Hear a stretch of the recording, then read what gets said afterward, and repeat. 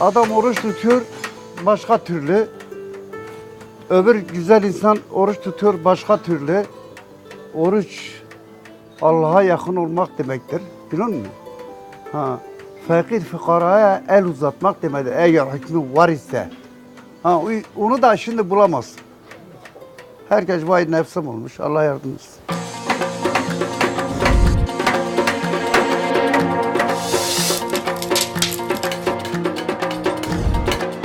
Ben adamım, daha insan olamamışım. Daha olmak için de zamanlar var.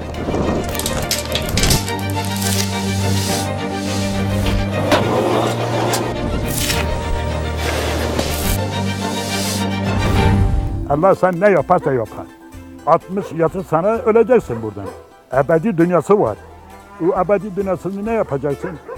Oruç tutacaksın, namaz kılacaksın, zikat vereceksin, her şeyi yapacaksın. O dünyada rahat edeceksin. Bu dünya boş. Ben zenginim, bizimiz yok. Bu elbise bizim değil. Bir kefeni var. Başka bir şey yok. Kim dedi yalandır söyleyeyim.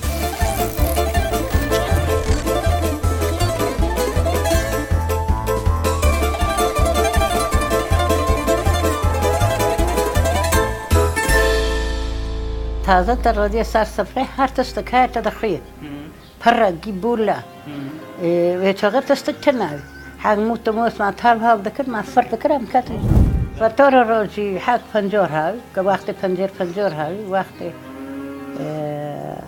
وقت قیتق و تر لا کارنگو ده خست کرنون دخور ما پر فیس دین هندک نو پر بیدر نو کنه یدی لاق بار دیو دکن ما روزه دکر تاوی کام بخن تناو اما برچیم تو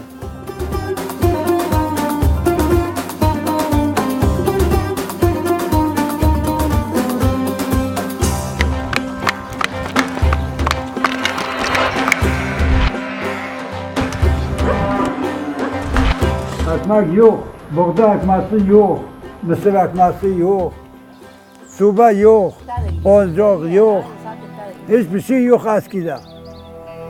Eskiden bir şey yok. Ne oldu? Bir tüp almışlar. Ha gelin bakın diyor, çay üzerine pişiriyor. Ne yapacak? Yok o. Şimdiki gibi değil. Son zamanda karnı duymuyor ki akşama kadar dayanır. Yok.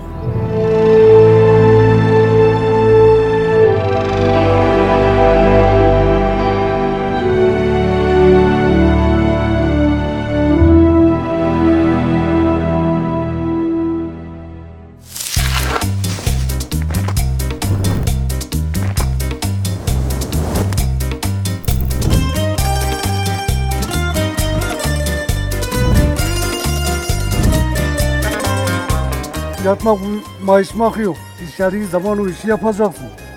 Ben orucum böyle git bayramdan sonra gel olmaz. O adam işini görmezsek bir daha gelmez. O adam köyden gelmiş, müşteridir. Temmuz, Ağustos hava sıcak diye adamın işi görülmeyecek mi? Hem çalışır hem vakit geçer hem zaman geçiyor. Hem müşterinin işi görülür hem bizim ekmeğimiz çıkar. Hepsi bu.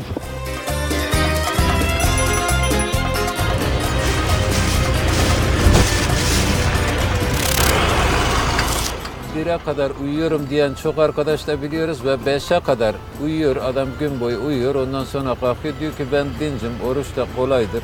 Oruç elhamdülillah Allah'ın verdiği güç kuvvetle kolaydır. Fakat gün boyu gölgede yatmakla akşama kadar bu anızın içinde koşmak, bu tozu yutmakla beraber herhalde farkı olacaktır yani.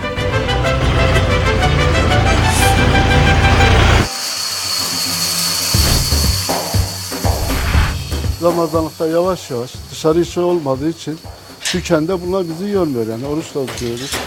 Oturuyoruz burada kısmetimizi bekliyoruz.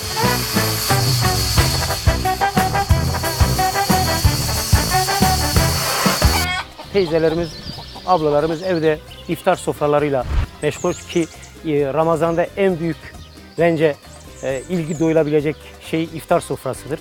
Ben kendim de çok seviyorum. O atmosferi her zaman da yaşamak istiyorum. Allah herkese nasip etsin bütün İslam alemine inşallah.